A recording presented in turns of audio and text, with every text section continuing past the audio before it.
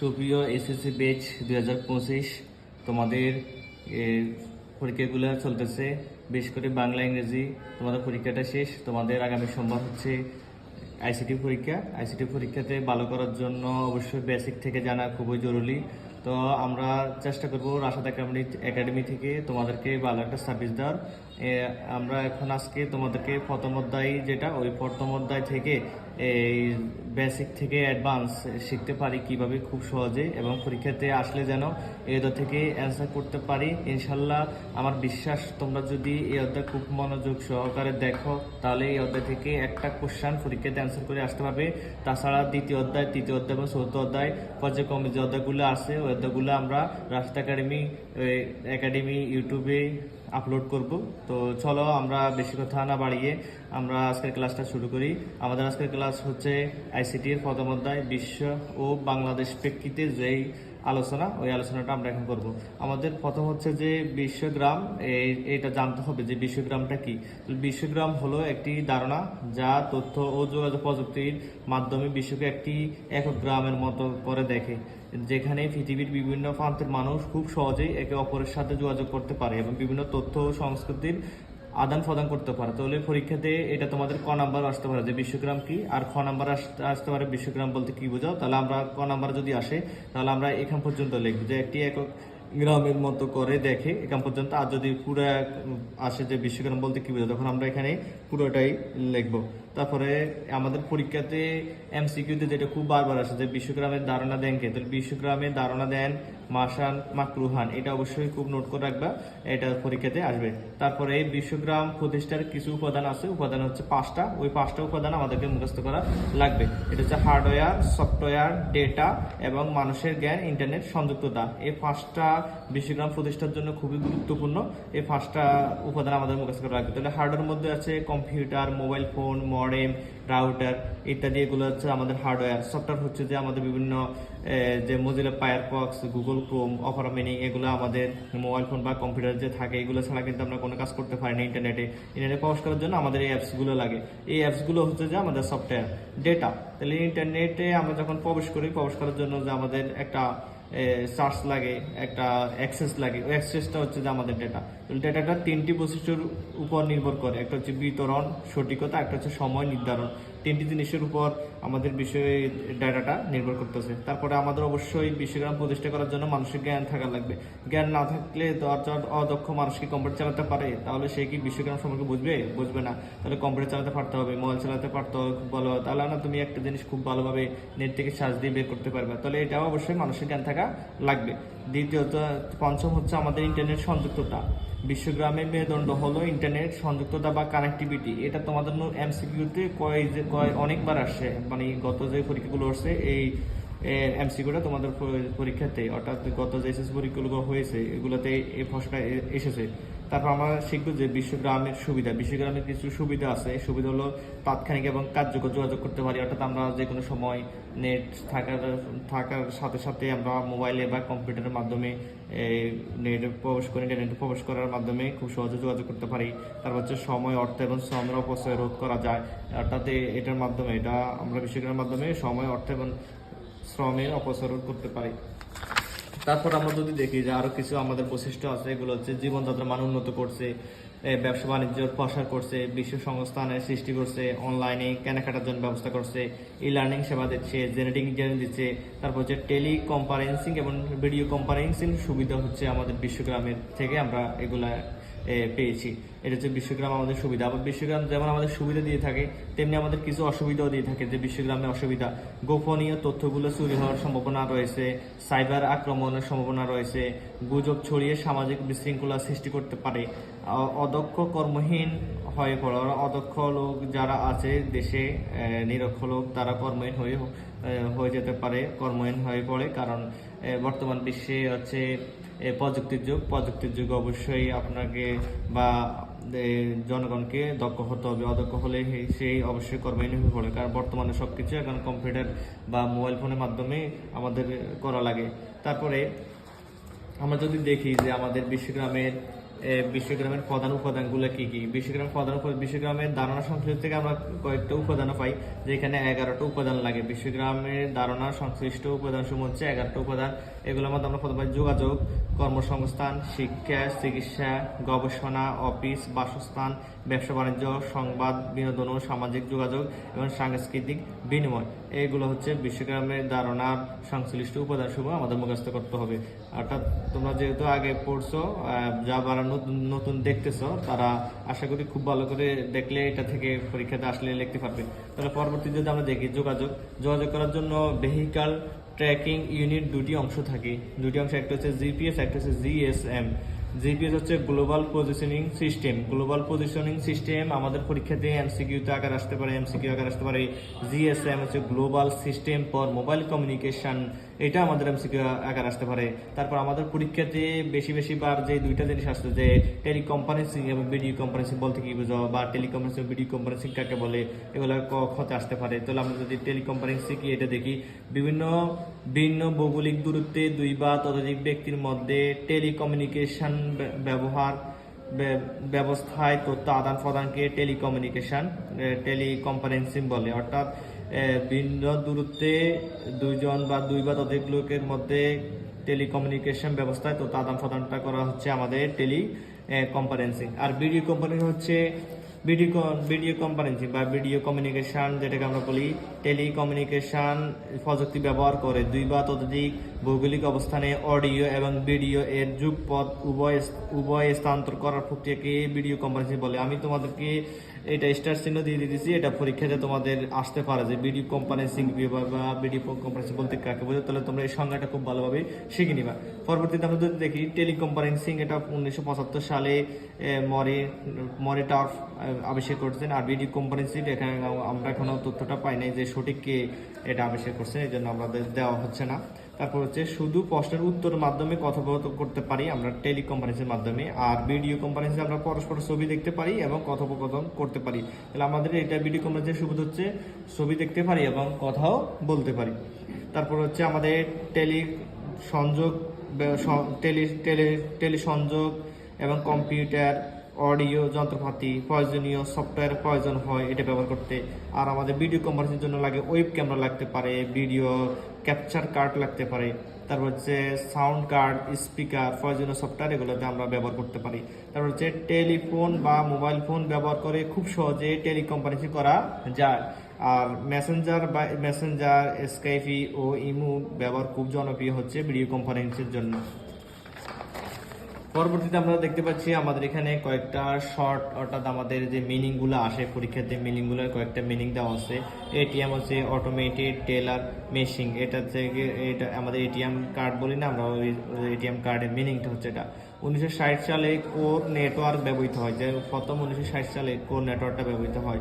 Mobile অর্থ ভ্রাম্যমান বা স্থানান্তরযোগ্য মোবাইল, এটা আমাদের পরীক্ষাতে আসতে পারে। SMS এর মিনিং হচ্ছে শর্ট মেসেজ সার্ভিস, এটা আমরা অবশ্যই মনে রাখবো, আমাদের বিভিন্ন পরীক্ষাতে এটা আসে। MMS হচ্ছে মাল্টিমিডিয়া মেসেজ সার্ভিস, এটা আমাদের জন্য খুবই গুরুত্বপূর্ণ। তারপর হচ্ছে প্রথম মোবাইল ফোনের নাম হচ্ছে মটোরোলা ডায়না, এটা অবশ্যই আমরা মুখস্থ করব। এটা TAC 8000X 1983 সালে আবিষ্কৃত হয়। এবং আমরা বলতে পারি যে মার্টিন কুপার যুক্তরাজ্যের নাগরিক, এটা আবিষ্কার করছেন মার্টিন কুপার। মটোরোলা যে মোবাইল ফোনটা প্রথম আবিষ্কার করেন, এটা করছে মার্টিন কুপার। এটা আমরা মনে রাখবো, আমাদের MCQতে বা আসতে পারে, MCQতে বিশেষ করে আসে এগুলা। তারপরে ইলেকট্রনিক মেইল, বর্তমান যুগে আমরা যারা আছি ইয়াং জেনারেশন, অবশ্যই সবারই একটা না একটা ইমেল থাকে। দৈনন্দিন কাজে আমরা যারা মোবাইল ইউজ করি ইমেল লাগে, তাহলে ইমেল আবিষ্কার করছে যে তা তো আমাদের জানা দরকার আছে এবং পরীক্ষাতে বেশিরভাগই এসে থাকে যে রে টমলিনসন ইমেল আবিষ্কার করেন। এটা তোমরা অবশ্যই মার্ক করে রাখবে, রে টমলিনসন ইমেল আবিষ্কার করেন। তারপরে ইমেলের দুটি অংশ থাকে, একটা হচ্ছে ব্যবহারকারী পরিচিতি অংশ, আর একটা হচ্ছে ডোমেইন নেম। তাহলে আমরা @এর আগে যে অংশটা থাকে তার হচ্ছে ব্যবহারকারী পরিচিতি অংশ, এবং @এর পরে যা থাকে তার হচ্ছে ডোমেইন নেম। এবং এখান থেকে একটা খুবই গুরুত্বপূর্ণ বিষয় হচ্ছে যে ইমেইলে কখনো বড় হাতের অক্ষরটা হবে না এবং কোনো স্পেস হবে না, এটা আমাদেরকে মনে রাখতে হবে। তারপর আমরা শিক্ষাক্ষেত্রে কি ব্যবহার করি, দেখো আমরা শিক্ষাক্ষেত্রে ব্যবহার করি মাইকেল স্টারহার্ট ইবুক আবিষ্কার করেন। যে আমরা শিক্ষার্থীদের যে ইবুকটা ব্যবহার করি বর্তমানে, আমরা ফোনে যে বইগুলা পিডিএফটা খুলে পড়ি বা কম্পিউটার পিডিএফটা খুলে পড়ি, ওই পিডিএফটা আবিষ্কার করেন মাইকেল স্টার্নহার্ট। পরবর্তীতে আমরা আইসিটি নির্ভর পাঠদানের দাপ করার জন্য আইসিটি ব্যবহার করে একজন শিক্ষক কিভাবে প্রতিষ্ঠানে পাঠদান করতে পারে, তার জন্য আমাদের 3টা ধাপ লাগবে। একটা প্রথমটা হচ্ছে শিক্ষা প্রতিষ্ঠান, দ্বিতীয় ধাপ হচ্ছে শিক্ষক, তৃতীয় ধাপ হচ্ছে শিক্ষার্থী। এই 3 ধরনের সমন্বয়ে আমরা আইসিটি নির্ভর পাঠদানে একটা সুন্দর ক্লাস তৈরি করতে পারবো। তারপর হচ্ছে ই কমার্সকে ইন্টারনেট বা কম্পিউটার নেটওয়ার্কের মাধ্যমে ইলেকট্রনিক্স উপায়ে বা পদ্ধতিতে কোনো পণ্য বা সেবা এবং ক্রয় বিক্রয় কাজকে ইলেকট্রনিক কমার্স বা সংক্ষেপে ই কমার্স বলে। তাহলে আমরা ই কমার্সের সংজ্ঞাটা মুখস্থ করে নিব এবং আমাদের পরীক্ষাতে আসার মতো। তারপর হচ্ছে ই কমার্সের বৈশিষ্ট্য। ই কমার্সের কিছু আমাদের বৈশিষ্ট্য রয়েছে, এগুলো হচ্ছে সর্বব্যাপিতা, সকল জায়গায় প্রবেশের যোগ্যতা, আন্তর্জাতিক মানসম্পন্ন, মিতস্ক্রিয়া এবং ব্যক্তিগতভাবে যত্নশীলতা, আন্তর্জাতিক সঠিক মূল্য এবং সময় উপযোগিতা, এগুলো হচ্ছে আমাদের ই কমার্সের বৈশিষ্ট্য। পরবর্তীতে আমরা দেখতে পাচ্ছি যে ব্লগ আমরা যে বর্তমানে ব্লগ ভিডিওগুলো দেখি বা ব্লগ যারা করে তাদেরকে তো আমরা ব্লগার বলি। তো ব্লগ শব্দটি ওই ব্লগ শব্দের সংক্ষিপ্ত রূপ, এটা তোমাদের আসতে পারে পরীক্ষাতে এমসিকিউতে। তারপর দেখতে পাই আমরা সামাজিক যোগাযোগের মাধ্যম, যেমন Facebook, email, Twitter, WhatsApp, YouTube, Viber, imo, Google plus, Skype, Google docs and Google drive এবং হচ্ছে হ্যাং আউটস, এগুলো আমাদের বর্তমানে সামাজিক যোগাযোগের মাধ্যম। তাহলে আমরা চলো কয়েকটা মাধ্যমের পরিচয় নিয়ে নিই এবং আমাদের এগুলা পরীক্ষাতে আসার মতো এমসিকিউতে আসতে পারে বা প্রশ্ন আসতে পারে। টুইটার 140 শব্দের বার্তা আদান প্রদানকারী, এই বার্তাকে টুইট বলে। তাহলে এই টুইটার যেটা, এটা 140 অক্ষরে বার্তা আদান প্রদান করতে পারে, এই বার্তাকে আমরা টুইট বলি। এটা আবিষ্কার করছেন জ্যাক জোরসে, আবিষ্কার করেন। ব্যবহারকারীর সংখ্যা প্রায় 33 কোটি এবং এটা 2006 সালে আবিষ্কৃত হয়। তার হচ্ছে ফেসবুক 4 ফেব্রুয়ারি 2007 সালে প্রতিষ্ঠিত হয়। মার্ক জাকারবার্গ ফেসবুকের নির্মাতা, এটা আমরা অবশ্যই মনে রাখবো। তাহলে স্কাইপি হচ্ছে স্কাই এবং ফিয়ার থেকে স্কাইপি শব্দটির উৎপত্তি। এরা ফ্রি ভিডিও কনফারেন্সিং করা যায়। কিছু অ্যাপস আছে যেগুলোতে আমরা ফ্রি ভিডিও, অর্থাৎ আমরা এই যে কোনো একজন লাইভ করতেছে আমরা তাতে অ্যাড হতে পারি, এটা হচ্ছে স্কাইপি। তার হচ্ছে ইউটিউব, জাভেদ করিম বাংলাদেশি এবং স্যাড হার্লি স্টিভ সেন সমন্বিতভাবে ইউটিউব আবিষ্কার করেন। তাহলে এখানে 2 জন, একজন হচ্ছে বাংলাদেশি জাভেদ করিম আর হচ্ছে স্যাড হার্লি, এরা 2 জন বিশেষ করে ইউটিউবটা আবিষ্কার করছেন। আমরা যেন এটা আমরা মনে রাখি এবং পরীক্ষাতে আসার মতো একটা কোশ্চেন। পরবর্তীতে আমাদের পরীক্ষাতে খুবই গুরুত্বপূর্ণ, এটাকে আমি বলবো অনেক বেশি গুরুত্বপূর্ণ। তোমাদের পরীক্ষাতে এই ভার্চুয়ালি থেকে প্রশ্ন আসবেই, না আসলে পরীক্ষার পর আমাকে বলে যে স্যার এটা থেকে প্রশ্ন আসে নাই, আপনি বলছেন। দেখো এটা এবং আরেকটা টপিক আছে, ওই 2টা টপিক তোমরা খুব ভালোভাবে পড়ে যাবে, এটা থেকে 100% কোশ্চেন হবে। আমি বলতেছি তো এটা থেকে কোশ্চেন হবে, তুমি পরীক্ষার হলে প্রশ্ন মিলে দেখিও, যদি আসে তখন আমাকে একটা ধন্যবাদ দিও। তো চলো আমরা ভার্চুয়াল রিয়েলিটি নিয়ে আলোচনা করি। ভার্চুয়াল রিয়েলিটি বিআর 1980 সালের দিকে বিআর সম্পর্কে সচেতনতা তৈরি হয়। তাহলে এটা তৈরি করেন জেরন লেনিয়ার। এটা হচ্ছে আমার কখন তৈরি হলো এবং কে তৈরি করছে। তাহলে আমাদের সংজ্ঞাটা হচ্ছে সবচেয়ে ইম্পর্টেন্ট, আমাদের মনে রাখা। সংজ্ঞাটা হচ্ছে এখানে আমাদের লেখা আছে, আমরা একটু যদি দেখি। বাস্তব নয় তবে বাস্তবে ধারণা সৃষ্টি করতে সক্ষম এবং কল্পনা নির্ভর বিষয় অনুভব করার ত্রিমাত্রিক অবস্থা উপস্থাপনকে ভার্চুয়াল রিয়েলিটি বা অনুভবের বাস্তবতা বা কাল্পনিক বাস্তবতা বলে। তাহলে আমাদের ভার্চুয়াল রিয়েলিটির সংজ্ঞাটা আমরা খুব ভালোভাবে মুখস্থ করে নিব, এটা পরীক্ষাতে আসবেই।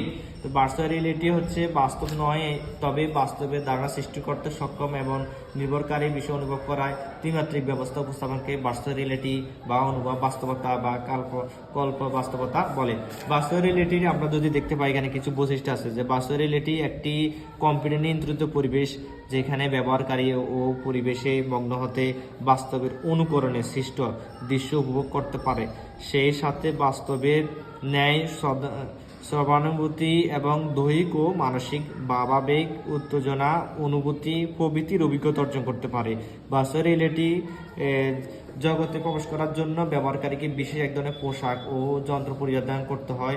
হার্ডওয়্যার এবং সফটওয়্যারের সমন্বয়ে কম্পিউটারের সিস্টেম। আমরা বর্তমানে দেখতে পাই যে বিভিন্ন মানুষকে প্রশিক্ষণ দেওয়া হচ্ছে, ধরো বিমানে পাইলটকে প্রশিক্ষণ দেওয়া হচ্ছে, তারপরে যুদ্ধক্ষেত্রে একজন আর্মিকে কি প্রশিক্ষণ দেওয়া হচ্ছে। এই জন্য আমরা কি করি, ভার্চুয়াল রিয়েলিটি যেটা হচ্ছে যে তোমার একটা হচ্ছে চশমাটা যখন তোমার চোখে পড়া হয় এবং পোশাক পরা হয়, এখানে পোশাকে ব্যবহার করে, তখন ওই যে তোমাকে যখন পোশাক এবং চশমাটা পরা হয় তখন ওখানে দেখতে পাওয়া যায় যে তুমি যে একটা যুদ্ধের ক্ষেত্রে আসো, কিন্তু তোমাকে একটা প্রশিক্ষণ দেওয়া হচ্ছে। বা গাড়ি ড্রাইভিং এর ক্ষেত্রে আমরা যদি দেখি যে একজন গাড়ি ড্রাইভিং যখন রাস্তায় গাড়ি চালায়, তার আগে তাকে প্রশিক্ষণ দেওয়া দরকার। প্রশিক্ষণ দেওয়ার জন্য একটা পোশাক পরাই দেয় এবং চোখে তাকে চশমাটা পরার পরে সে বাস্তব জগতে এটা কল্পনা করতে পারছে যে গাড়ি চালা, তখন এখান থেকে ট্রেনিং নিয়ে পরবর্তীতে সে বাস্তব জগতে চালাতে পারে। তাহলে বাস্তব রিয়েলিটি আমাদের প্রত্যেক জীবনে আমাদের খুবই গুরুত্বপূর্ণ একটা বিজ্ঞানী আবিষ্কার। এটা অবশ্যই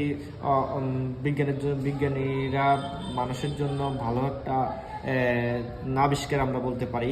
চলো ভার্চুয়াল রিয়েলিটির বাকি জিনিসটুকু আমরা শিখে নিই। যে ভার্চুয়াল রিয়েলিটি কোনো একটি পরিবেশ বা ঘটনার বাস্তব ভিত্তিক রূপায়ণ হলো বিআর। তাহলে বিআর এটাকে আমরা বলতে পারি আইকিউ বিআর হলো ইমাজিনেশন, বাংলা হচ্ছে অবগাহন, এবং ইন্টারাকশন হচ্ছে মিথস্ক্রিয়া। এই ইমাজিনেশন কল্পনার জগতের সমন্বিত রূপ। অর্থাৎ এখানে আমরা দেখছি ইমাজিনেশন এবং ইন্টারাকশন কল্পনার জগতের সংক্ষিপ্ত রূপ, দুইটাকে একসাথে আমরা বলতে পারি IQB3 ভার্চুয়াল রিয়েলিটি। ভার্চুয়াল রিয়েলিটির লক্ষ্য হলো একজন ব্যক্তির মধ্যকার জ্ঞানের এবং বোধের শক্তিকে প্রসারিত করা। ভার্চুয়াল রিয়েলিটির পরিবেশ তৈরি করার জন্য প্রয়োজনীয় উপাদান সমূহ হচ্ছে ছয়টি। এই ছয়টি আমাদেরকে খুব ভালোভাবে মুখস্থ করতে হবে। পরীক্ষাতে আসবে ভার্চুয়াল রিয়েলিটি তৈরির উপাদানগুলো লেখো, বা ভার্চুয়াল রিয়েলিটি বলতে কি বুঝো। আমি তোমাদেরকে বারবার বলতেছি, এই কোশ্চেনটা তোমাদের পরীক্ষাতে আসবেই। তাহলে চলো আমরা এখানে উপাদানগুলো তো শিখে নিই। তাহলে ইফেক্টর বা হেড মাউন্টেড ডিসপ্লে। তাহলে ভার্চুয়াল রিয়েলিটির জন্য তোমার প্রথম অপশনটাই যে তোমরা অবশ্যই আমি লাল কলম দিয়ে যেগুলো লেখা ওগুলো খুব ভালোভাবে মুখস্থ করি না, তারপরে তার বিস্তারিত পড়ার চেষ্টা করবে। ইফেক্টর বা হেড মাউন্টেড ডিসপ্লে বিশেষ ধরনের ইন্টারফেস ডিভাইস যা ভার্চুয়াল রিয়েলিটির পরিবেশের সাথে সংযোগ সাধন করে। তাহলে আমাদের ইফেক্ট বা হেড মাউন্টেড ডিসপ্লের কাজ হচ্ছে ইন্টারফেস ডিভাইস যা ভার্চুয়াল রিয়েলিটির সাথে পরিবেশের সাথে আমাদের কি করে সংযোগ করে। রিয়েলিটি সিমুলেটর এটি এক ধরনের হার্ডওয়্যার যা ইফেক্টরকে সংবেদনশীল তথ্য সরবরাহ করে। এগুলো এমসিকিউ তো আসতে পারে, প্রশ্নে তো আসবেই। ডেটা গ্লাভস প্রয়োজনীয় কমান্ড দেওয়া ডেটা গ্লাভস স্পষ্ট অনুভূতি প্রদান করে। বডি সুইচ সেন্সরগুলো হতে সিমুলেশনে প্রোগ্রামে অনবরত ডাটা পাঠাতে পারে। এটা হচ্ছে বডি সুইচের কাজ। অ্যাপ্লিকেশন এটা হচ্ছে প্রাসঙ্গিক বর্ণনা করতে পারে, সিমুলেশনের প্রাসঙ্গিকতা বর্ণনা করতে পারে, মানে সিমুলেশনের আশপাশে কি আছে এটা বর্ণনা করতে পারে। জিওমেট্রি বিভিন্ন বস্তুর বাহ্যিক বৈশিষ্ট্য সম্পর্কিত তথ্য প্রদান করতে পারে। এটা হচ্ছে যে ভার্চুয়াল রিয়েলিটির 6টা যে উপাদান, ওই 6টা প্রয়োজনীয় উপাদান। আমাদের এই 6টা উপাদান খুব ভালোভাবে পারতে হবে পরীক্ষাতে আসলে, যেন আমরা ভার্চুয়াল রিয়েলিটি উপাদানগুলো লিখতে পারি। পরবর্তীতে আমরা যদি দেখে যাই যে ভার্চুয়াল রিয়েলিটি গুরুত্বপূর্ণ বিষয় দিয়ে আমাদের খেয়াল করতে হবে যে শব্দ ঠিক আছে কিনা, ত্রিমাত্রিক শব্দ যোগ করা আছে কিনা। অবশ্যই ভার্চুয়াল রিয়েলিটি হচ্ছে ত্রিমাত্রিক বস্তুকে দেখা, অর্থাৎ 3 ডাইমেনশন আমরা যেটাকে বলি। তারপরে দৃষ্টি, মস্তিষ্ক এবং স্পর্শ এগুলো হচ্ছে আমাদের ঠিক আছে কিনা, সবকিছু ঠিক মতো চলতেছে কিনা, এগুলো আমাদের ভার্চুয়াল রিয়েলিটি গুরুত্বপূর্ণ বিষয় দিয়ে। ভার্চুয়াল রিয়েলিটির কিছু ইতিবাচক প্রভাবও রয়েছে, যেমন চিকিৎসা ক্ষেত্রে আমরা ভার্চুয়াল রিয়েলিটি ব্যবহার করি, যেমন আতঙ্কগ্রস্ত রোগীদের চিকিৎসা, রোবোটিক্স সার্জারি এবং চিকিৎসা প্রশিক্ষণে ব্যবহৃত হয়। তারপর ড্রাইভিং প্রশিক্ষণ আমরা ভার্চুয়াল রিয়েলিটি ব্যবহার করতে পারি। মহাশূন্য অভিযান আমরা ভার্চুয়াল রিয়েলিটি ব্যবহার করতে পারি। সামরিক বাহিনীতে আমরা সেনাদের অনেক বেশি বাস্তবায়ন উন্নত প্রশিক্ষণ থেকে ভার্চুয়াল রিয়েলিটি ব্যবহার করতে পারি। শিক্ষাক্ষেত্রে জটিল ও কঠিন বিষয়গুলো সহজে উপস্থাপন করা যায় ভার্চুয়াল রিয়েলিটির মাধ্যমে। ব্যবসা বাণিজ্য, নগর পরিকল্পনায়, শিল্প কারখানায়, গেমস তৈরিতে এবং খেলাধুলা, এগুলো আমরা ভার্চুয়াল রিয়েলিটি ইতিবাচক প্রভাবগুলোর মধ্যে ব্যবহার করতে পারি। তারপরে ভার্চুয়াল রিয়েলিটি কিছু নেতিবাচক প্রভাবও রয়েছে। প্রভাবগুলো হচ্ছে এটা একটু ব্যয়বহুল এবং অতিমাত্রা প্রযুক্তি নির্ভরতা, বেশিরভাগে আমরা প্রযুক্তি নির্ভর করতে হয়। কল্পনা নির্ভরতা, যদি আমরা সবসময় কল্পনা থাকি তাহলে তো হবে না, আমাদের বাস্তবতা আসতে হবে। এই জন্য কল্পনা বেশি নির্ভর করা যাবে না, এটা নেতিবাচক। স্বাস্থ্যের ক্ষতি হয়, আমরা যে বসে বসে সারাক্ষণ ভার্চুয়াল রিয়েলিটির মাধ্যমে দৃশ্যগুলো দেখবো বা ড্রাইভিং দিব বা প্রশিক্ষণগুলো নিব, ওইগুলো যে আমরা অনেক সময় ধরে করবো, তখন আমাদের স্বাস্থ্যের জন্য কি হবে, ক্ষতি হবে। তারপর হচ্ছে এই টপিক আমাদের পরীক্ষার জন্য গুরুত্বপূর্ণ, তাহলে তোমরা এই টপিকটা খুব ভালোভাবে আয়ত্ত করে নিবা। আমরা এই নোটটা তোমাদেরকে ছবি তুলে আমাদের হোয়াটসঅ্যাপে দিয়ে দিব। তোমরা যারা নিতে চাও হোয়াটসঅ্যাপে নক করিও, তাহলে আমরা পরবর্তীতে আমাদের টপিকটাতে চলে যাই। আমাদের পরবর্তী টপিক হচ্ছে কৃত্রিম বুদ্ধিমত্তা। মানুষের বুদ্ধিমত্তা ও চিন্তা শক্তিকে কৃত্রিম উপায়ে প্রযুক্তি নির্ভর করে যন্ত্রের মাধ্যমে বাস্তবায়ন করাকে কৃত্রিম বুদ্ধিমত্তা বলে। এটা আমাদের ক নাম্বার আসতে পারে, ক্ষয়তো আসতে পারে। কৃত্রিম বুদ্ধিমত্তা শব্দটি 1956 সালে জন ম্যাকার্থি প্রথম চালু করেন। কৃত্রিম বুদ্ধিমত্তা এর জনক হলো অ্যালান টুরি, এটা যেন আমরা মনে রাখি। 1950 সালে অ্যালান টুরি তার টুরিং টেস্ট যুগান্তকারী পরীক্ষার মাধ্যমে এটা প্রকাশ করেন যে কৃত্রিম বুদ্ধিমত্তা তৈরি করা সম্ভব। কৃত্রিম বুদ্ধিমত্তা 3টি ধাপ, একটা হচ্ছে artificial narrow intelligence ANI, artificial narrow intelligence, এটা হচ্ছে শুধু দাবা খেলতে পারে যে বুদ্ধিমত্তা, তার নাম হচ্ছে ANI, আর্টিফিশিয়াল ন্যারো ইন্টেলিজেন্স। তার পরবর্তীতে আমরা পাই আর্টিফিশিয়াল জেনারেল ইন্টেলিজেন্স, যেটা হচ্ছে AGI, মানুষের মতো চিন্তা করতে পারে, সমস্যার সমাধান করতে পারে, পরিকল্পনা করতে পারে এবং নতুন পরিবেশের সাথে মানিয়ে চলার ক্ষমতা অর্জন করতে পারে। এটা হচ্ছে আর্টিফিশিয়াল জেনারেল ইন্টেলিজেন্সের কাজ। তারপর হচ্ছে আমরা যেটা পাই ASI, artificial super intelligence, computer মানুষের চেয়ে বুদ্ধিমান হয়ে চিন্তা করতে পারে। কম্পিউটার মানুষের চেয়েও বুদ্ধি, অর্থাৎ কম্পিউটার মানুষের চেয়েও বেশি চেয়েও বুদ্ধিমান হয়ে চিন্তা করতে পারে, সমস্যার সমাধান করতে পারে, জ্ঞান অর্জন ও প্রয়োগ করতে পারে, তথ্য বিচার বিশ্লেষণ করে জটিল সমস্যার সমাধান করতে পারে। কৃত্রিম বুদ্ধিমত্তার প্রধান 3টি শাখা হচ্ছে রোবট বিজ্ঞান বা রোবোটিক্স। তাহলে আমরা যদি দেখি, রোবট শব্দটির উৎপত্তি স্লাইভিক শব্দ থেকে এসেছে। রোবটি শব্দের অর্থ হলো দাস। রোবটের জনক হলো জর্জ ডেবল। যে যন্ত্র বা কাঠামো কোনো নির্দিষ্ট কাজ করতে সক্ষম তাকে রোবট বলে। তাহলে আমরা রোবট কাকে বলে এটা আমরা মুখস্থ করে নিব। ফিল্ড রোবটের অ্যাসোলিউশন হলো মোটর। এটা আমাদের এমসিকিউতে আছে যে ফিল্ড রোবটে অ্যাকচুয়েটর হলো মোটর, এটা যেন আমরা মুখস্থ করে নিই, আমাদের পরীক্ষাতে আসবে। তারপরে আমরা দেখতে পাই যে রোবট সোফিয়া ডেভিড হ্যানসন তৈরি করেন। এটা আমাদের মুখস্থ রাখতে হবে যে ডেভিড সোফিয়া কি করছেন বা রোবট কবে আবিষ্কার করছেন। দেখো, রোবটের কিছু উপাদান আছে, এই উপাদানগুলো হচ্ছে 7টা। ওই 7টা উপাদান আমাদেরকে খুব ভালোভাবে আয়ত্ত করতে হবে। প্রথম হচ্ছে পাওয়ার সিস্টেম, সাধারণত লেড অ্যাসিড দিয়ে রিচার্জেবল ব্যাটারি তৈরি করা যায়। তারপর হচ্ছে ইলেকট্রিক সার্কিট, হাইড্রোলিক ও নিউমেটিক সিস্টেমের রোবটকে বিদ্যুৎ সংযোগ দেওয়া হয়। তারপর হচ্ছে গুণায়মান বডি, স্থানান্তর করা যায় এমন যন্ত্রপাতি যুক্ত থাকে। রোবটের হাত পা নাড়াচাড়া করার জন্য কতগুলো, তারপর হচ্ছে অ্যাকচুয়েটরটা হচ্ছে মূলত রোবটের হাত পা নাড়াচাড়া করার জন্য কতগুলো বৈদ্যুতিক মোটরের সাহায্য নেওয়া হয়, তাকে অ্যাকচুয়েটর বলে। এবং অ্যাকচুয়েটরটা তোমাদের পরীক্ষাতে এমসিকিউতে আসে এবং কি সৃজনশীল ক নাম্বারে আসে, বা সৃজনশীলে আসলে তখন এই বৈশিষ্ট্যগুলো একসাথে আসে যে রোবটের বিভিন্ন উপাদান সম্পর্কে আলোচনা করো। তাহলে অ্যাকচুয়েটর রোবটের হাত পা নাড়াচাড়া করার জন্য কতগুলো বৈদ্যুতিক মোটরের সাহায্য নেওয়া হয়, তাকে অ্যাকচুয়েটর বলে। তাদের মস্তিষ্ক বা প্রসেসর, রোবটের মস্তিষ্ক রোবটকে নিয়ন্ত্রণ করে, এটা যেন আমরা মনে থাকি। তারপর হচ্ছে ম্যানিপুলেশন, একটি রোবটের আশপাশের বস্তুগুলোর অবস্থান পরিবর্তন করা হলো ম্যানিপুলেশন। আশপাশের বস্তুগুলোর অবস্থান পরিবর্তন করার নাম হচ্ছে ম্যানিপুলেশন। তারপর হচ্ছে অনুভূতি, রোবটের দেহে কোনো জায়গায় স্পর্শ করলে যে জায়গায় স্পর্শ যাবতীয় তথ্য নেওয়ার ক্ষমতা রাখে রোবটের। তাহলে আমরা এই রোবটের উপাদানগুলোর নামগুলো অবশ্যই মুখস্থ করে নিব এবং তার বৈশিষ্ট্যগুলো পড়ে নিব, যেন পরীক্ষাতে আসলে আমরা লিখতে পারি। রোবটের ব্যবহার, রোবট কি কাজে ব্যবহার করা হয় আমাদেরকে জানতে। দক্ষ শ্রমিক হিসেবে রোবটকে ব্যবহার করা যায়, স্যাটেলাইট স্থাপনে ব্যবহার করা যায়, বিপজ্জনক ও ঝুঁকিপূর্ণ কাজে রোবটকে ব্যবহার করা যায়, মাদারবোর্ড তৈরিতে, শিল্প কারখানা, পণ্য উৎপাদনে, রোগ নির্ণয় এবং সার্জারি করতে, যুদ্ধক্ষেত্র সৈনিক হিসাবে এবং দুর্গম স্থানে এইগুলোতে রোবটকে ব্যবহার করা যায়। রোবট শব্দটির প্রবক্তা ক্যারেল ক্যাফিক, এটা আমাদের আসতে পারে যে রোবট শব্দটির প্রবক্তা ক্যারেল ক্যাফিক, এটা আমরা মনে রাখবো। পরবর্তীতে আরো আমি দুইটা টপিক বললাম, একটা হচ্ছে আমরা তো এখানে তিনটা টপিক আমাদের মোস্ট ইম্পর্টেন্ট। প্রথমটা হচ্ছে ভার্চুয়াল রিয়েলিটি, দ্বিতীয়টা হচ্ছে আমাদের কাই সার্জারি, তৃতীয়টা হচ্ছে আমাদের ন্যানো টেকনোলজি। এই তিনটা পার্ট থেকে আমাদের কোশ্চেন হবেই। তাহলে আমাদের প্রথম পার্ট গেল ভার্চুয়াল রিয়েলিটি। এখন আমরা দ্বিতীয় অংশ যেটা যে কাই সার্জারি পরীক্ষার জন্য অনেক অনেক বেশি ইম্পর্টেন্ট, অনেক অনেক বেশি। এটা কিন্তু তোমাদের পরীক্ষাতে আসবেই।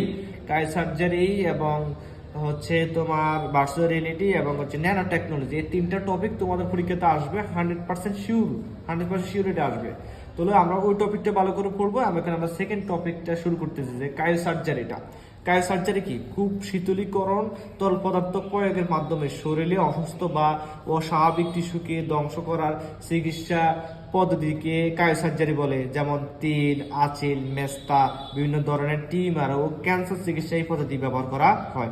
এই ক্ষেত্রে অত্যন্ত শীতল তাপমাত্রায় কোষকলা অভ্যন্তরে বলের আকৃতি বিশিষ্ট ছোট ছোট বরফের ক্রিস্টাল তৈরি করে আক্রান্ত কোষগুলোকে ধ্বংস করে। তাহলে আমরা এখানে দেখতে পাচ্ছি অত্যন্ত শীতল একটা পদার্থ।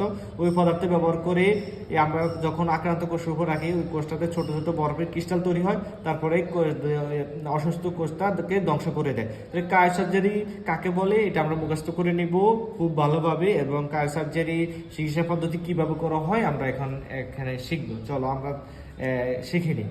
তাহলে হচ্ছে কাই সার্জারি চিকিৎসা পদ্ধতি: তরল nitrogen, carbon dioxide, argon, dimethyl ether, propane cryo surgery চিকিৎসা ব্যবহার করা হয়। এগুলো আমরা তাদের ব্যবহারের পদার্থগুলো ব্যবহার করতে পারি। এগুলো হচ্ছে তরল নাইট্রোজেন, কার্বন ডাইঅক্সাইড।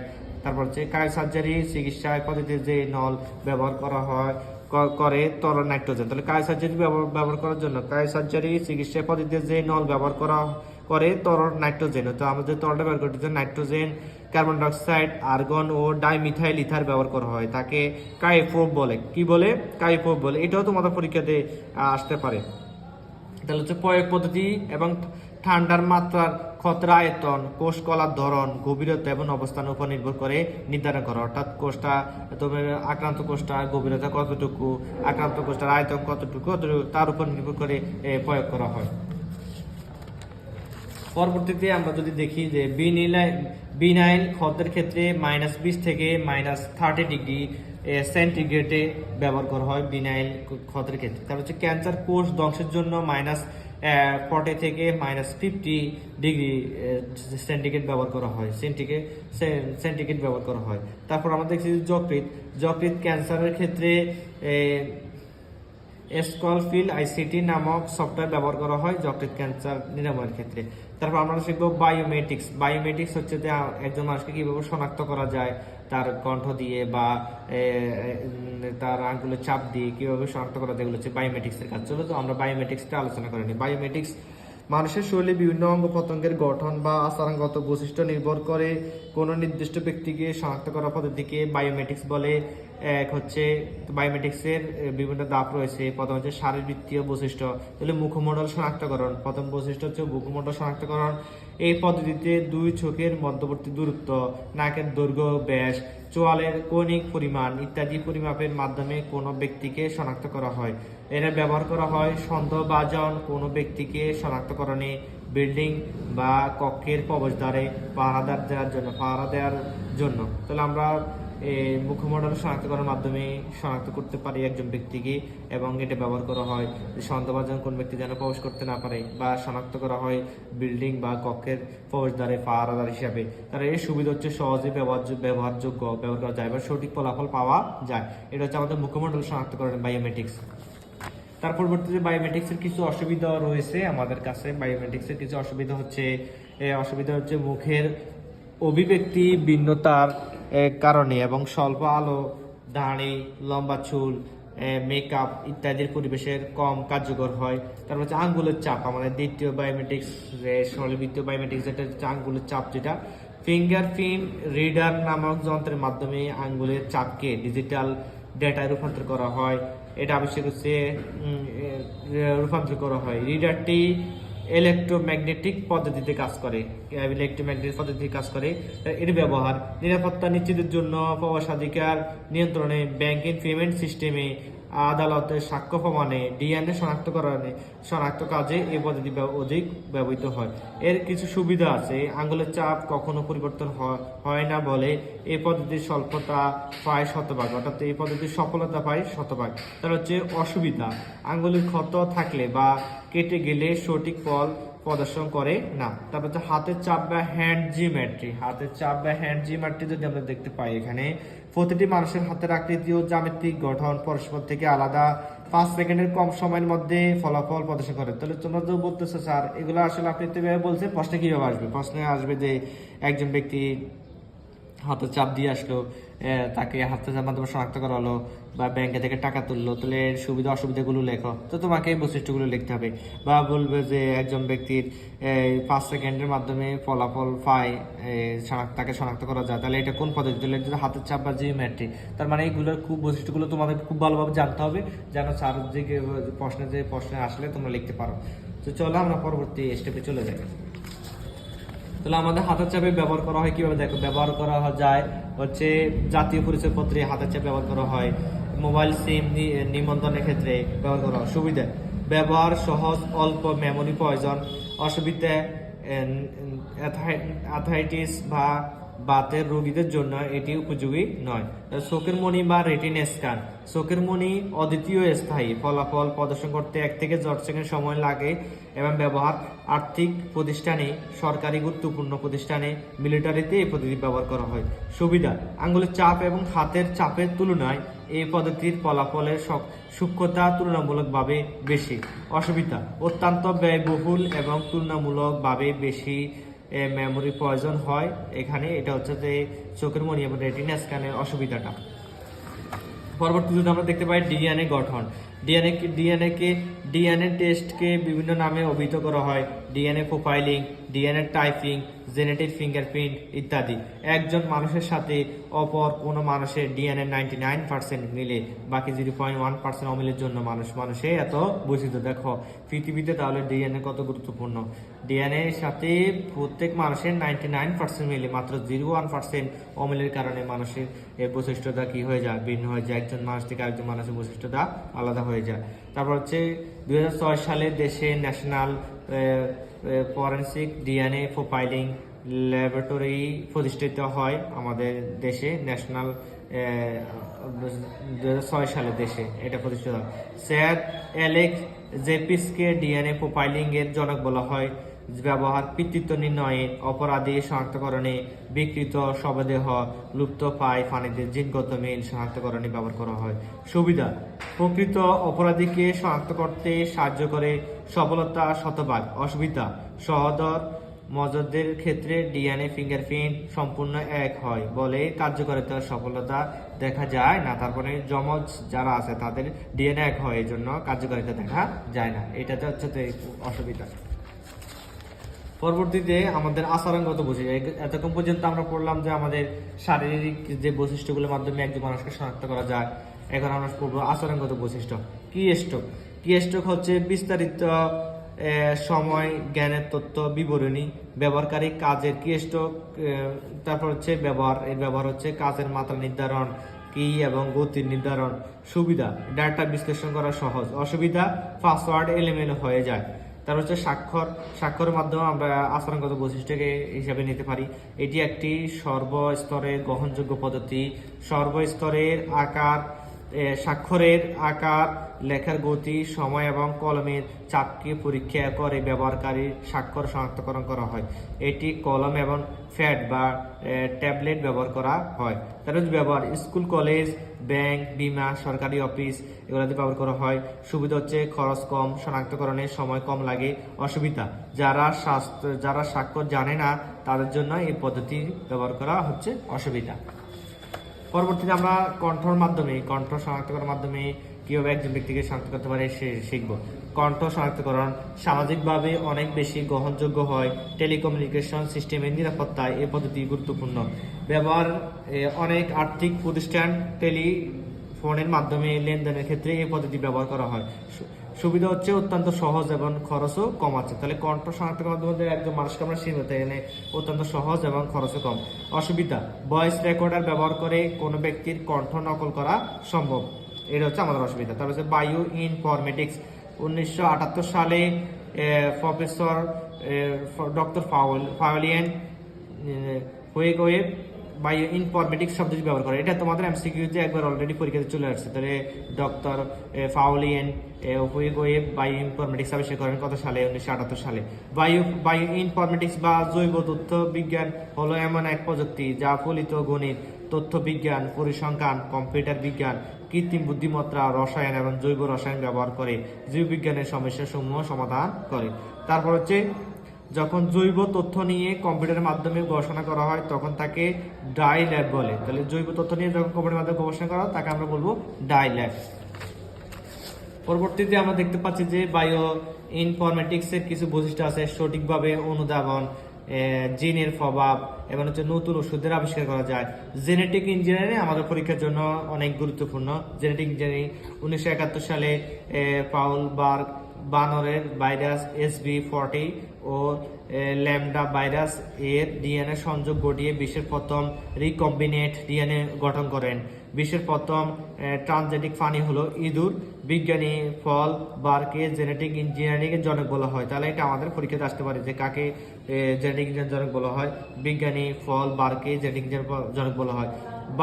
বায়োটেকনোলজি ব্যবহার করে এক কোষ থেকে সুনির্দিষ্ট জিন নিয়ে অন্য কোষে স্থাপন ও কর্মক্ষম করার ক্ষমতাকে জেনেটিক ইঞ্জিনিয়ারিং বলা হয়। তাহলে জেনেটিক ইঞ্জিনিয়ারিং কাকে বলে? এটা আমাদের পরীক্ষাতে আসতে পারে।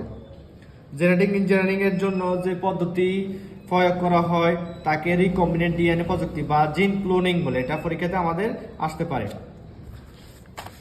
তার হচ্ছে আমরা এখানে কয়েকটা শব্দের মিনিং শিখবো। মিনিং গুলো আমাদের পরীক্ষার জন্য অনেক বেশি important. GMO genetically modified organism, তারপর হচ্ছে জিআই জেনেটিক্যালি ইঞ্জিনিয়ারিং। এটা যেন আমরা মুখস্থ করে নিই দুটা শব্দের মিনিংটা। এক সেট পূর্ণাঙ্গ ডিএনএকে জিনোম বলে। তোমাদের পরীক্ষাতে আসবে যে জিনোম কাকে বলে? এক সেট পূর্ণাঙ্গ ডিএনএকে কি বলে? জিনোম বলে। জিন পরিবর্তনের মূলনীতি। জিন পরিবর্তনের মূলনীতি হচ্ছে ধাপ হচ্ছে 4টা। তাহলে প্রথম ধাপ একটি জীবের বৈশিষ্ট্য পরিবর্তন করা হবে। ধাপ 2 হচ্ছে তাপ ও ইলেকট্রিক শর্ট দিয়ে একটি ডিএনএ থেকে ব্যাকটেরিয়া কোষে প্রবেশ করাতে হবে। ধাপ 3 হচ্ছে মাইক্রো ইনজেকশনের মাধ্যমে। ধাপ 4 হচ্ছে যে ডিএনএ নতুন জিনকে তৈরি করবে তাকে অ্যাক্টিভ ব্যাকটেরিয়াতে রূপান্তর করতে হবে। অর্থাৎ আমরা যে একটা জিন পরিবর্তন করবে এই জন্য আগে আমরা জীবটা নির্বাচন করতে হবে। যে জিনটা পরিবর্তন করবো ওই জিনটা ওই জীবের উপর রেখে ইলেকট্রিক শর্ট দিয়ে এর ভিতরে প্রবেশ করাবো। তারপর আমরা মাইক্রো ইনজেকশনের মাধ্যমে এটা পরীক্ষা করবো যে নতুন ডিএনএ থেকে, অর্থাৎ আমরা যে নতুন ডিএনএ দেখলাম ওই নতুন ডিএনএ থেকে ওই যে প্রবেশ করলাম ওই জীবের নতুন ব্যাকটেরিয়ার মাধ্যমে নতুন ডিএনএটা তৈরি হবে। জেনেটিক ইঞ্জিনিয়ারিং এর সুফল। জেনেটিক ইঞ্জিনিয়ারিং এর মাধ্যমে জীবজগৎ নতুন বৈশিষ্ট্য পেয়ে থাকে, যেন ফলনশীল বীজ, সারা বছর সবজি, বিভিন্ন ধরনের ফল, মাছ প্রভৃতি উৎপাদনের সফলতার জন্য জেনেটিক ইঞ্জিনিয়ারিং ব্যাপক সফলতা অর্জন করেছে। তাহলে জেনেটিক ব্যবহার করে দেখেন আমরা বিভিন্ন ধরনের 12 মাসের যে ফলগুলো পাই এগুলো কে কারণে হয়? জেনেটিক ইঞ্জিনিয়ারিং মাধ্যমে জিনের পরিবর্তন ঘটিয়ে এগুলো হচ্ছে। এজন্য আমরা ফল, বীজ, সবজি বা মাছ চাষের ক্ষেত্রে সফলতা অর্জন করতে পেরেছি। একমাত্র অবদান হচ্ছে জেনেটিক ইঞ্জিনিয়ারিং কারণে। তারপর আমাদের মোস্ট ইম্পর্টেন্ট যে টপিকটা হচ্ছে এটা হচ্ছে আমাদের ন্যানো টেকনোলজি। ন্যানো টেকনোলজি টপিকটা আমাদেরকে খুব ভালোভাবে পরীক্ষার জন্য পড়তে হবে, যেহেতু এটা ইম্পর্টেন্ট। ন্যানো টেকনোলজি পারমাণবিক বা আণবিক স্কেলে অতি ক্ষুদ্র ডিভাইস তৈরি করার জন্য যে টেকনোলজি ব্যবহার করা হয় তাকে ন্যানো টেকনোলজি বলে। তোমরা অবশ্যই এটা খুব ভালোভাবে মুখস্থ করে নিবে, পরীক্ষাতে আসবে কিন্তু এটা থেকে। তাহলে 1 ন্যানোমিটার সমান 10⁻9 মিটার। কত মিটার? 10⁻9 মিটার। এবং এটা তোমাদেরকে আসবে, এটা হচ্ছে মিটার, 10⁻9 মিটার। তারপর হচ্ছে ন্যানো শব্দটি গ্রিক ন্যানাস থেকে এসেছে, যার আবিধানিক অর্থ হলো ডরাফ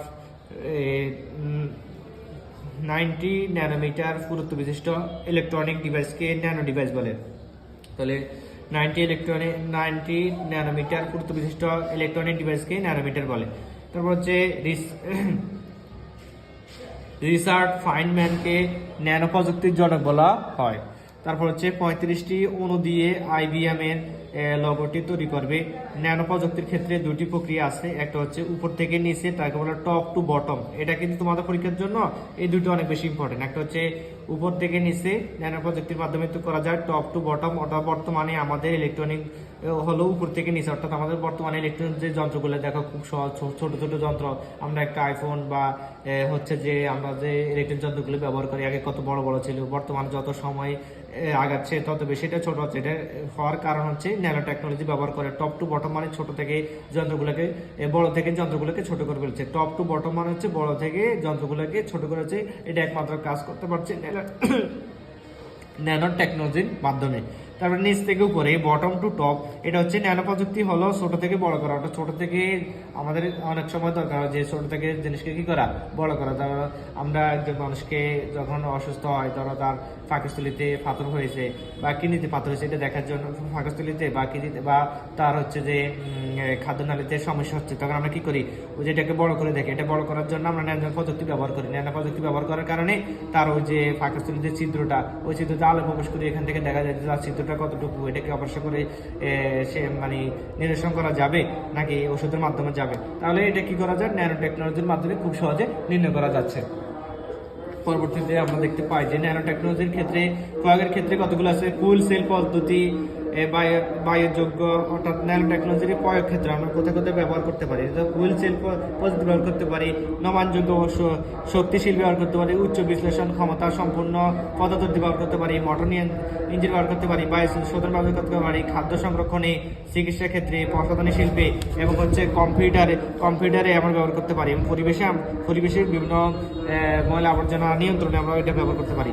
তেমন তথ্য প্রযুক্তি ব্যবহারের ক্ষেত্রে আমাদের নৈতিকতার ক্ষেত্রে যেসব বৈশিষ্ট্যগুলো আমাদের অবশ্যই তথ্য যোগাযোগ ব্যবহার করার ক্ষেত্রে আমাদের নৈতিক থাকতে হবে, আমাদের শালীনতা বজায় রাখতে হবে। এগুলোর ক্ষেত্রে যদি আমরা দেখি, কম্পিউটার নৈতিকতার পরবর্তী করছে নরবার্ট উইনিয়ার।